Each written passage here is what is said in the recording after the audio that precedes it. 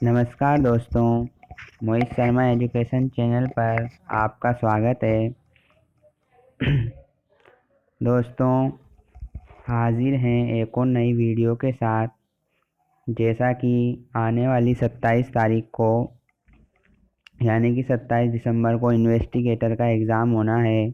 उसी को मद्देनज़र रखते हुए दोस्तों हमने हमारे चैनल पर इन्वेस्टिगेटर एग्ज़ाम से संबंधित टेस्ट सीरीज प्रारंभ की है। इस टेस्ट सीरीज में हम महत्वपूर्ण स्टैटिस्टिक्स के 200 क्वेश्चनों के बारे में जानेंगे, जो कि आने वाले एग्ज़ाम में आपको अवश्य ही देखने को मिलेंगे।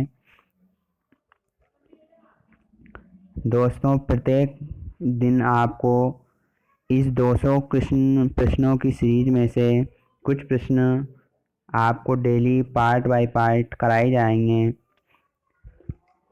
तो दोस्तों, आज का वीडियो की शुरुआत करते हैं एक मोटिवेशनल थॉट के साथ कि नियत साफ और मकसद सही हो तो यकीनन किसी न किसी रूप में ईश्वर भी आपकी मदद करते हैं। तो दोस्तों, इन्हीं मोटिवेशनल थॉट को अपने माइंड में रखिए और निरंतर अपनी तैयारी को करते रहिए। एक न एक दिन आपको मंजिल अवश्य मिलेगी। तो दोस्तों, आज के इस फर्स्ट पार्ट में हम सैम्पलिंग यानी कि प्रतिदर्श और निदर्शन के कुछ प्रश्नों के बारे में जानेंगे। दोस्तों, वीडियो थोड़ी शॉर्ट ही रहेगी, लेकिन आपको 200 प्रश्नों की सीरीज पेपर से पहले मैं करा दूंगा। अगर दोस्तों आप चैनल पर पहली बार विजिट कर रहे हैं तो हमारे चैनल को सब्सक्राइब करें और वीडियो को लाइक करें। आपके एक लाइक से हमें मोटिवेशन मिलता है। तो दोस्तों, बिना वक्त ज़ाया किए हुए प्रश्नों की शुरुआत करते हैं। दोस्तों, अन्वेषक इन्वेस्टिगेटर 2020 के लिए यह टेस्ट सीरीज चलाई जा रही है। 200 प्रश्नों की होगी, जिसका टारगेट हमने रखा है 100% सलेक्शन, जो कि स्टैटिस्टिक्स में इससे संबंधित बहुत क्वेश्चन पूछे जाएंगे। यही इसका पार्ट 1 है। नेक्स्ट क्वेश्चन के बारे में जानते हैं। दोस्तों, इसमें प्रश्नों की संख्या थोड़ी इधर उधर है, इसलिए आप सिर्फ और सिर्फ क्वेश्चन पर ध्यान दें। हम इसके बारे में चर्चा प्रारंभ करते हैं। तो दोस्तों, एक यादृच्छिक प्रतिचयन या प्रतिदर्श की सूक्ष्मता का परिशुद्धता निम्न में से क्या होती है? तो दोस्तों, उसके आकार में वृद्धि के अनुपात में प्रत्यक्ष रूप से बढ़ती है, या प्रतिदर्श आकार के वर्गमूल में वृद्धि के अनुपात में बढ़ती है, या आकार के अनुपात में बढ़ती है। इनमें से कोई नहीं। तो दोस्तों, इसका सही आंसर नंबर सेकंड यानी कि प्रतिदर्श आकार के वर्गमूल में वृद्धि के अनुपात में बढ़ती है। इसका सेकंड आंसर बिल्कुल राइट है। यादृच्छिक यानी कि रैंडम प्रतिदर्श की सूक्ष्मता परिशुद्धता प्रतिदर्श आकार के वर्गमूल में वृद्धि के अनुपात में बढ़ती है। नेक्स्ट क्वेश्चन के बारे में जानेंगे। दोस्तों, मैंने महत्वपूर्ण क्वेश्चनों का संग्रह किया है। दोस्तों, उन्हीं में से आपको मैं प्रत्येक दिन क्वेश्चन कराऊंगा। यह प्रश्न बहुत ही इम्पोर्टेंट होने वाले हैं आने वाले एग्ज़ाम के लिए। तो दोस्तों, देश में जनसंख्या की गणना करने के लिए निम्नलिखित विषयों में से किस विषय का प्रयोग किया जाता है? देश में जनसंख्या की गणना करने के लिए निम्नलिखित विषयों में से किस विधि का प्रयोग किया जाता है? तो दोस्तों, जनगणना विधि, प्रतिदर्श विधि, जनगणना या प्रतिदर्श दोनों, इनमें से कोई नहीं। तो दोस्तों, इस क्वेश्चन का आंसर नंबर 1 बिल्कुल राइट होगा। जनगणना विधि का जनसंख्या की गणना करने के लिए इस विधि का ही प्रयोग किया जाता है। दोस्तों, सेकंड क्वेश्चन के बारे में जानते हैं कि प्रतिदर्श की विश्वसनीयता निर्भर करती है।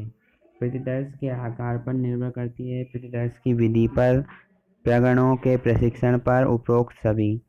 तो दोस्तों, प्रतिदर्श की विश्वसनीयता प्रतिदर्शों के आकार, प्रतिदर्श की विधि, प्रगणों के प्रशिक्षण पर यानी कि सभी पर निर्भर करती है। ऑप्शन नंबर 4 इसका बिल्कुल राइट आंसर होगा। दोस्तों, बात करें नेक्स्ट क्वेश्चन की, तो लॉटरी निकालने के लिए विधि का प्रयोग किया जाता है, यानी कि लॉटरी निकालने के लिए किस विधि का प्रयोग किया जाता है। तो दोस्तों जैसा कि अपन जानते हैं किसी भी उसमें लॉटरी निकलती है तो वो यादृच्छिक चयन होता है, यानी कि रैंडम प्रोसेस होती है जिसमें यादृच्छिक रूप से किसी भी व्यक्ति को चुना जाता है और उसके लॉटरी निकलती है तो उसको इनाम स्वरूप कुछ भी चीज़ या वस्तु दी जाती है। तो दोस्तों लॉटरी निकालने के लिए यादृच्छिक प्रतिदर्श यानी कि ऑप्शन नंबर फर्स्ट बिल्कुल राइट हो जाएगा। यादृच्छिक प्रतिदर्श का विधि का प्रयोग किया जाता है। पक्षपात की संभावना होती है, यानी कि पक्षपात की संभावना यानी कि उसमें वह कुछ मिला जैसे कुछ मिष्ठान वगैरह में कुछ मिलावट कर देता है, यानी पक्षपात कर लेता है, धोखा कर लेता है। तो यह संभावना किस प्रतिदर्श में संभव है। तो यादृच्छिक प्रतिदर्श विधि में, सविचार प्रतिदर्श विधि में, स्तरित प्रतिदर्श विधि में, कोटा प्रतिदर्श विधि में। तो दोस्तों इसका ऑप्शन नंबर सेकंड बिल्कुल राइट है। सविचार प्रतिदर्श विधि में पक्षपात की संभावना होती है। जब अन्वेषणकर्ता जनसंख्या की इकाइयों की विभिन्न विशेषताओं के आधार पर प्रतिदर्श का चुनाव करता है तो वह किस विधि का प्रयोग करता है।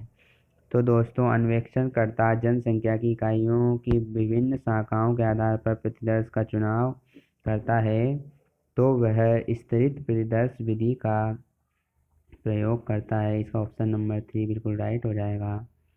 दोस्तों प्रतिदर्श विधि तथा जनगणना विधि की तुलना निम्नलिखित तत्वों में से किस आधार पर की जाती है। तो दोस्तों सर्वेक्षण के क्षेत्र के आधार पर, आंकड़ों की शुद्धता के आधार पर, संकलन की लागत के आधार पर, उपरोक्त सभी। तो दोस्तों प्रतिदर्श विधि तथा जनगणना विधि की तुलना तत्वों में से सर्वेक्षण के क्षेत्र के आधार पर, आंकड़ों की शुद्धता के आधार पर, संकलन की लागत, इन सभी को मद्देनजर रखते हुए ही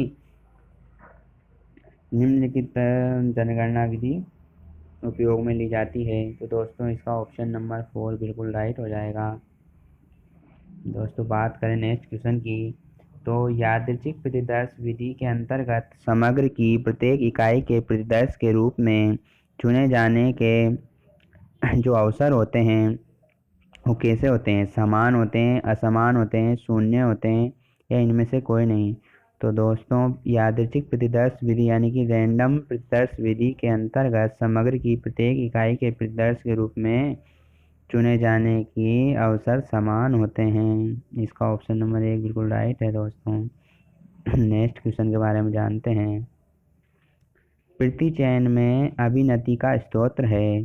तो दोस्तों प्रति चयन में अभिनति का स्रोत प्रतिदर्श का दोषपूर्ण चयन, दोषपूर्ण सूचना संकलन, दोषपूर्ण विश्लेषण एवं निर्वाचन, ये सभी प्रति चयन में अभिनति का स्रोत हैं। इसका ऑप्शन नंबर 4 बिल्कुल राइट हो जाएगा। तो दोस्तों आज के इस वीडियो में हम इन्हीं क्वेश्चनों के बारे में जानेंगे। ये बहुत इंपॉर्टेंट क्वेश्चन है दोस्तों। मैं एक एक क्वेश्चन ढूंढ के आपके लिए लाता हूँ, इसलिए वीडियो बनाने में बहुत मेहनत लगती है। दोस्तों आप वीडियो की शक्ल पर या इस पर मत जाइए, आपके लिए क्वेश्चन मोस्ट है। क्वेश्चन आपके एग्ज़ाम की दृष्टि से बहुत महत्वपूर्ण है। इसलिए वीडियो को लाइक करें, अगर पसंद आए तो लाइक करें और वीडियो को ज़्यादा से ज़्यादा शेयर करें ताकि सभी आवश्यक जिनको भी इसकी आवश्यकता है उन तक वीडियो पहुंच सके। तो दोस्तों मिलते हैं नेक्स्ट वीडियो में, तब तक के लिए भारत माता की जय।